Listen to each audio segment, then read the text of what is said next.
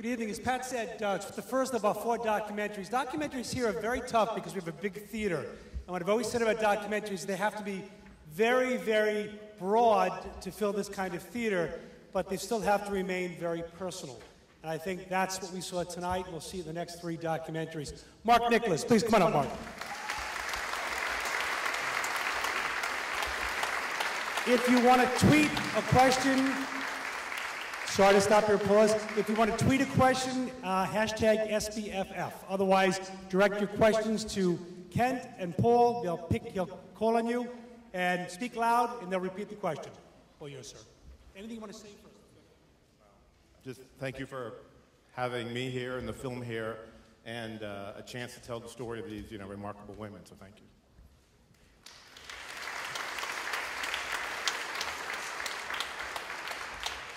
Yes, we have a question right up here. Yes, ma'am. Yes.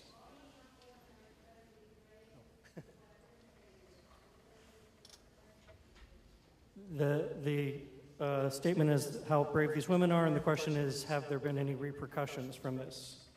Well, I shot this film barely a year ago. It was 15 months ago in Cairo, and just in that time, things have just deteriorated incredibly. Right after we finished shooting, the military regime finally held elections, and the ruling general became president with 98% of the vote. Things have continued to be very bad, and this is a concern of mine from the beginning, is, clearly they knew what they were doing when they decided to talk about this. I think all along the way, as I edited this film, it concerned me because as things got worse and worse, you wonder, are they putting themselves in jeopardy now for what they said? So I did something that, not all filmmakers do, but I shared with them some of my rough cuts. I wanted to be sure that they saw where I was headed with the film, and if they had problems with the sections that I used, they needed to talk to me, and not one of them wanted anything altered about it. I'll just add one thing is, I'm often asked about, as an American filmmaker who's neither Egyptian or Muslim nor speaks Arabic, what did I learn from this process? How did it feel to be in Cairo for 11, 12 days shooting? And I think what I came away from with that is that as an American, I don't think I've ever done anything courageous in my life once you meet with these people and you really sort of understand what it means to really put yourself on the line for your beliefs. And I think that was probably the most remarkable thing I took away as a person from it. But back to your question, they're constantly dealing with issues. I was just with Bahia in Germany a few weeks ago. I'm looking at maybe taking this the next step and doing something a little more full, sort of in the last year with the developments. Shahira, the journalist, she gets constant threats from the Sisi regime about, her oppositional work, and they're not stopping, and it's remarkable. Yes, yes, ma'am, back there. You had a question.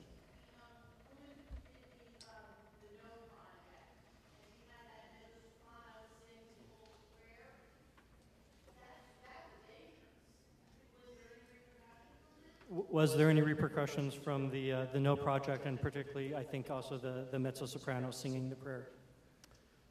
Well, the story of how that came about, so this was Bahia who had recorded it as part of this exhibition in Denmark. And the day before I met her in Cairo, she had emailed me, maybe a day or two before, she had emailed me a bunch of materials to take a look at. And then she sent me this audio link and said, because she kind of knew that my focus was more on the women than on anything else, and she said, you might find this interesting. And I was in my hotel room in Cairo, and I listened to this, and it was just, it just took me back. And I remember when I first met her, I was ready to sort of drop to my knees and beg her, can I use this in the film for the very reason you asked? And before I could do it, she said, I really hope you can use it in the film. And I said, well, you realize this is going to be used in the film. She said to me recently that this was the thing that she was most concerned about happening soon, that she would feel the repercussions of doing it. Her answer is that it is not in the Quran that a woman cannot sing the call for prayer. This is, again, one of the things that, conservative clerics over the years have interpreted as they can't do it. There's nothing in the Quran that says a woman can't do it. Apparently the woman herself is the daughter of someone fairly prominent in Egypt, so the feeling was that there was some level of protection, but Bahia remains concerned about that part. And as she told me this, she said, and I don't ever want you to take it out of the film no matter what happens. We have a question from Twitter. How did you get involved in this project? Well, the short answer is before I got into filmmaking, I was in national Democratic politics for a very long time. And I had worked my way up the political ladder, starting in the press and communications shop. So by the time I ended up managing races, big races, message was always sort of my foremost concern when I managed races. How does one effectively communicate a message to the public? And so I'd always had an unexplored fascination with street art and graffiti. I grew up in Oakland, California, and I think anybody who grows up in sort of an urban, very urban area grows up with it around them. And so I think there was always that around me. I wanted to do a project. After politics, I went back to grad school, and actually this is my first real film. I went back to grad school, and I wanted to do a substantive short, and at the time, this was after the Arab uprisings, and one of the things you saw during it was this flourishing street art that accompanied so many of the movements, especially in Cairo, especially in Egypt. And so my interest was to do something that explored how revolutionary street art becomes such a strong communications device, especially in authoritarian regimes where you don't have Facebook or freedom to protest and all that, or a strong press corps. So that was sort of where the project started, is I wanted to do that. But like anything else you do in life where you start down a road, you start scratching. And as you start digging under the surface, you realize that, I stumbled upon a TED Talk online of this remarkable female artist named Bahia Shahab, who I'd never heard of before. And it was just this remarkable thing. I'm like, who is this? This is, it's fascinating. And then I started to notice that so much of the street art coming out of Egypt really not just focused on the women's issue, but that unlike so many places in the world where street art is overwhelmingly dominated by men, it wasn't there. That the most prominent artists were as much women as there were men, and I think the reason for that is that prior to the revolution, Mubarak owned those streets. There was no tradition of street art in Egypt. There weren't kids growing up tagging walls that would become street artists. So what happened after the revolution is, for the most part, the artists that came into the streets were professional artists. They were graphic designers. They were painters. They were art historians. They had a background in advertising. And as a result, you had this richness of message, the ability to distill something to a blue bra and a no, and get international attention on it. So as I went down this road and thought, this is the film I want to make, you'd have to be kind of a dummy to not see where the real story is that it's in the women and in the art about the women. And the biggest question was whether I could pull it off. Being a male who's not from Egypt, so that was the biggest concern. Yes, a question right here, sir.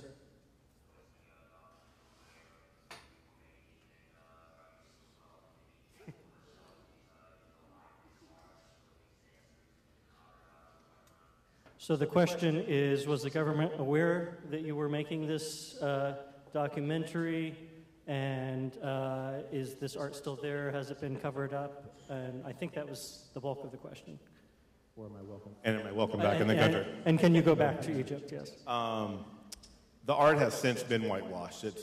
Most of what you saw was early in the revolution, so a lot of it I had to rely on still images. They weren't there last year when I was there, but now, when I met with Bahia, everything is, they've washed everything. There's no forms. They just have cracked down on all sense of creative expression. As far as the film goes, so I want to make this film, and I want to go to Egypt, and I've never gone to Egypt or shot a film abroad, especially in a hot spot. And so I talked to a friend of mine political friend who once upon a time was a CNN correspondent in Cairo, and said, you should talk to my camera person.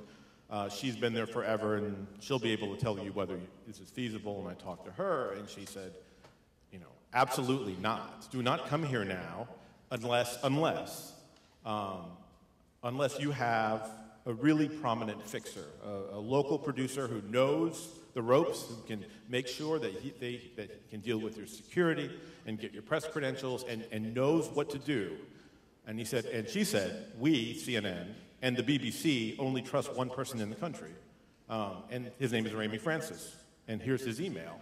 And so I contacted Ramey. And next thing you know, he's like, yeah, come to Egypt. Now, this raised, the trip's getting more expensive through this process. But I did. I had Ramey who, and his first comment to me was, we need to get formal credentials or you'll get arrested. And we're never going to get credentials for a film about revolutionary street art. So he said that what you need to do is do a letter that doesn't say you're doing a film about revolutionary street art. To which I said, but if you Google my name, you'll see that I just did a Kickstarter campaign for a film about revolutionary street art.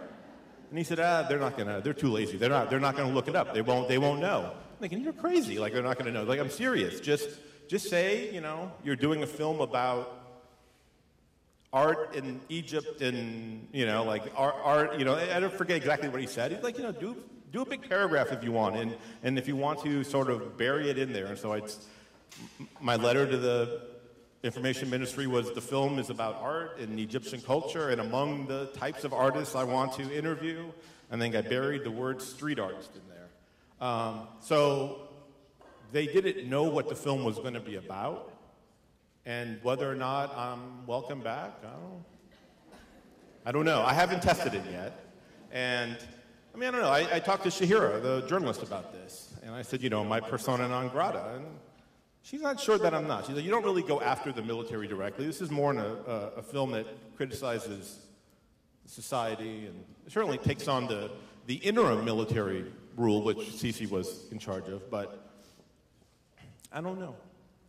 I don't know if I'm welcome back. We have another question from Twitter, two parts. One was, is there anything that we can do to support these women? And also, just for your film, what's the next step for this documentary? Well, listen, I think knowledge is one of the best things to have. I didn't know this story before I started digging, and certainly didn't know the extent of it until I was there meeting with them and interviewing them. And, sadly, it was a funny little side story. We were with Bahia at the world premiere of the film at Aspen Shorts Fest back in April. And Gene, my producer, asked Bahia, why in the world did you trust him to make this film? Why did you? He's a man, he's not Egyptian, he's American, which may be a third degree removed. He hadn't really made anything before. Why did you trust him of all people to make this? And her response was, because he's the only one that asked. Everybody else was making the film about the revolution, or they were focusing on the male artists who get so much. They're wonderful. The male artists are amazing. I think they're incredible artists. They get a lot of attention. Amar gets a lot of attention. But there has been nothing done about the women. And so for me, I thought that, I thought they deserved sort of a focus. I had never, once the film was made, there had been some people that asked me, are you going to follow this up with something larger instead of a 40-minute short, an 80-minute feature? And at the time, I was like, absolutely not. This is what, this film is a little moment in time, and I want to move on to other things. And I completely stubbornly said, no way. And about 3 months ago, I started getting emails from Bahia and some of the other artists telling me just how bad it's gotten, that for the first time ever, Amar was arrested recently for doing a mural that was not political. And Amar was always previously sort of untouchable. He was sort of well known by the regime. Amar's a professor of fine arts at a university in Luxor. He quit his job to spend all his time on Mohammed Mahmoud Street, which is the site of one of the biggest massacres during the revolution. And he only does his art on Mohammed Mahmoud. He views sort of that area as his sacred area. It's only meant to be a commemoration of what took place there. And the police knew who he was, and he'd never crossed a lot of lines, and he got arrested recently.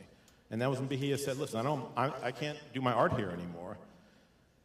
And at the same time, the International Federation for Human Rights in Paris just issued a blistering, detailed report documenting the growing use of sexual violence as a political tool by the Egyptian regime. And Bahia was getting ready to go to Germany for an exhibition. It was her first solo show at a gallery. And I thought, you know what, maybe I just grab my gear and go to Germany and just film her and interview her again. And so I went there, spent a week with her. I shot her while she was doing her exhibition and came back and thought, you know what, maybe I need to spend a couple months and reshoot and, you know, recut this thing this year and do something a little longer. So I'm leaving on Wednesday for my final trip to Berlin, because they all have to now come to Germany to do anything or to meet with me, and hopefully have this thing wrapped up in a few weeks and edited by the end of the year, and maybe I'll have a chance to come back and show you the updated and expanded version. A show of appreciation. Remember to vote. Wonderful documentary. Thank you. Thank you.